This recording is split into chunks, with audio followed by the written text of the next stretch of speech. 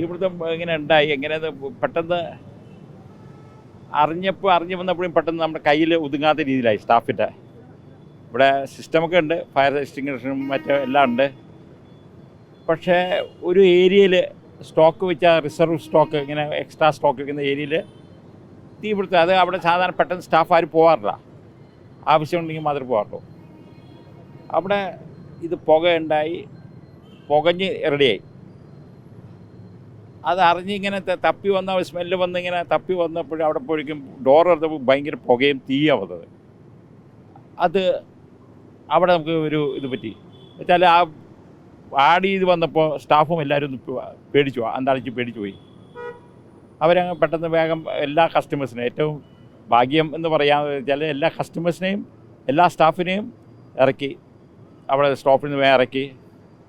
ആർക്കും ഒന്നും പറ്റിയിട്ടില്ല, ഒരു കുഴപ്പം, ഒരു പ്രശ്നം ആർക്കും ഉണ്ടായില്ല എന്നുള്ളതാണ് ഒരു ഭാഗ്യം, ദൈവാധീനം എന്ന് പറയാം.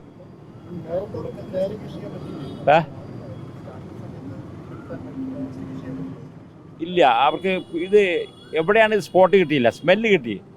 അവർ എ സി റൂം, AC ഉണ്ടല്ലോ, എയർ ഹാൻഡിങ് യൂണിറ്റ്, അവിടെയൊക്കെ തപ്പി നോക്കി, സ്മെല്ല് നോക്കി. പക്ഷേ ഇത് കറക്റ്റ് സ്പോട്ടിലെത്തിയപ്പോഴും അവിടെ കൂടുതലായി കഴിയും. നമ്മുടെ കയ്യിലൊതുങ്ങാത്ത രീതിയിലായി സ്റ്റാഫിൻ്റെ.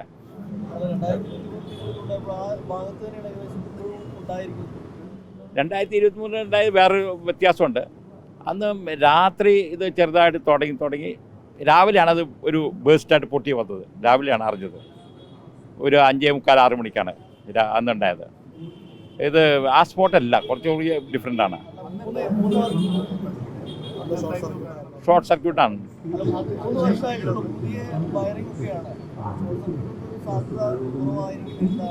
അല്ല, പുതിയ വയറിങ് വെച്ചാൽ ഒരു ഫ്ലോറിലാണ് പുതിയ ഫ്ലോർ. അന്ന് കാര്യമായിട്ട് ഒരു ഫ്ലോറിലാണ് പറ്റിയത്. അല്ല, അതിലും ഉണ്ടായി, അതിന് മുകളിലുണ്ടായി. തീർച്ചയായിട്ടും ഉണ്ടായിരുന്നു, എല്ലാം ചെയ്തു. ഗോഡൗൺ അല്ല, ഗോഡൗൺ നമ്മുടെ അങ്ങനെ ഇല്ല. ഇവിടെ എല്ലാ സ്റ്റോക്ക് അവിടെ നിന്ന് വരും, ഇവിടെ കയറ്റുക. സ്റ്റോക്ക് നമ്മൾ എക്സ്ട്രാ സ്റ്റോക്ക് വെക്കുന്ന സ്ഥലത്താണ്, എക്സ്ട്രാ സ്റ്റോക്ക് വെക്കുന്ന സ്ഥലത്താണ് ഉണ്ടായത്.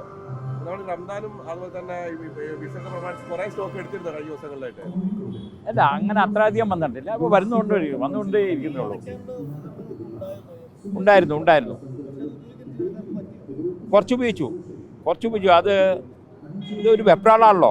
സ്റ്റാഫ് വെച്ചാൽ ജനറൽ സ്റ്റാഫ്, ഫയർഫോഴ്സ് മാറ്റില്ലല്ലോ, വെപ്രാളുണ്ടാവുമല്ലോ അവർക്ക്. ഒന്നാമത് എനിക്ക് തോന്നുന്നത്, എൻ്റെ അഭിപ്രായമാണ്, അന്നത്തെ 23 ആ തീപിടുത്തമുണ്ടല്ലോ, അത് ഗംഭീരമായിട്ട് കണ്ടതാ.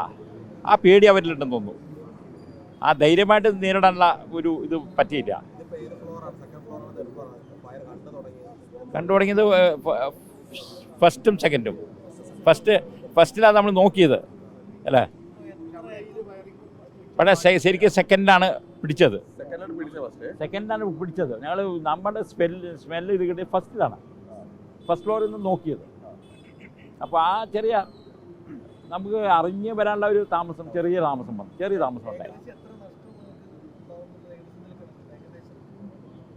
അപ്പം നിങ്ങൾക്ക് അറിയാമല്ലോ, ഞാനിത് പറയാനാണ്.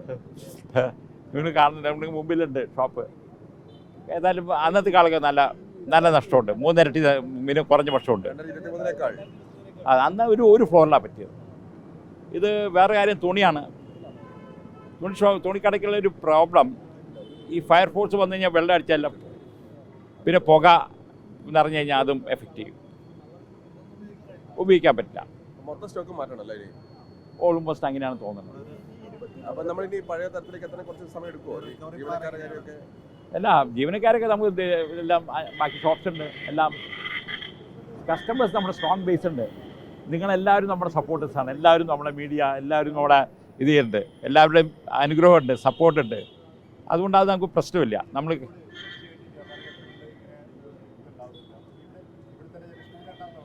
അതെ അത് തീർച്ചയായിട്ടും അത് എനിക്ക് പറയാനുള്ളതല്ല.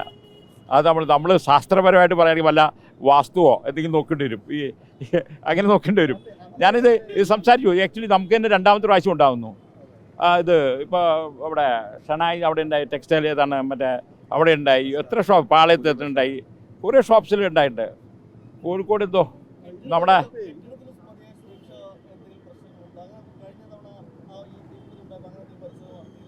നമ്മൾ നോക്കിയിരുന്നു കുറേ അതിനുള്ള വർക്കും ചെയ്തു, കുറേ അവർ പറഞ്ഞ ഫയർ ഡിപ്പാർട്ട്മെൻറ്റ് പറഞ്ഞ മാതിരി കുറേ കാര്യങ്ങൾ ചെയ്തു. പക്ഷേ തീക്ക് ഒരു പ്രശ്നം വെച്ചാൽ ഒരു ലെവൽ കഴിഞ്ഞാൽ കയ്യിലൊതുങ്ങില്ല. പിന്നെ ഫയർഫോഴ്സ് നിങ്ങൾ കണ്ടാണല്ലോ, ഫയർഫോഴ്സ് വന്ന് അവർ കയറാൻ എത്ര നേരം എടുത്തു ഉള്ളിൽ. അവർ ഇത്ര എക്സ്പേർട്ട് ആൾക്കാർ എല്ലാമായിട്ട് അവർക്ക് പോലും കയറാനും പമ്പ് ചെയ്തിട്ടും തീ അണയുന്നില്ല. ഒരു തുടക്കത്തിൽ അണച്ചാൽ അണഞ്ഞു.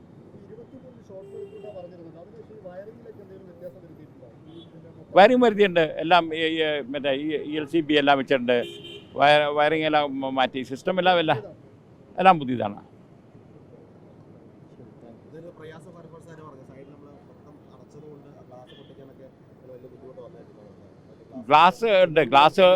ഗ്ലാസ് പൊട്ടിക്കാൻ അത് ആക്ച്വലി ഞാൻ എറണാകുളത്താണ് വന്നത്.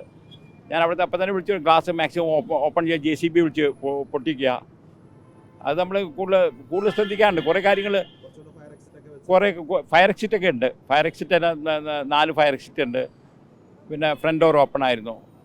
പക്ഷേ ഇത്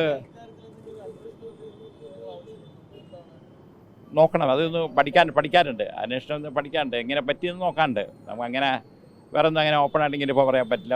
അങ്ങനെയൊന്നും വേറെ ഒന്നും ഉദ്ദേശിക്കുന്നില്ല. ഷോർട്ട് സർക്യൂട്ട് ആവാം എന്നാണ് എൻ്റെ കൂടുതൽ ബലമായ സംശയം. പക്ഷേ അത് ഡിപ്പാർട്ട്മെൻറ്റും ഗവൺമെൻറ് മിഷണറിയാണെന്ന് തീരുമാനിക്കണം. ഫയർ ഡിപ്പാർട്ട്മെൻറ്റും പോലീസും അവരൊക്കെ തീരുമാനിക്കേണ്ടത്, അവരന്വേഷിക്കണം.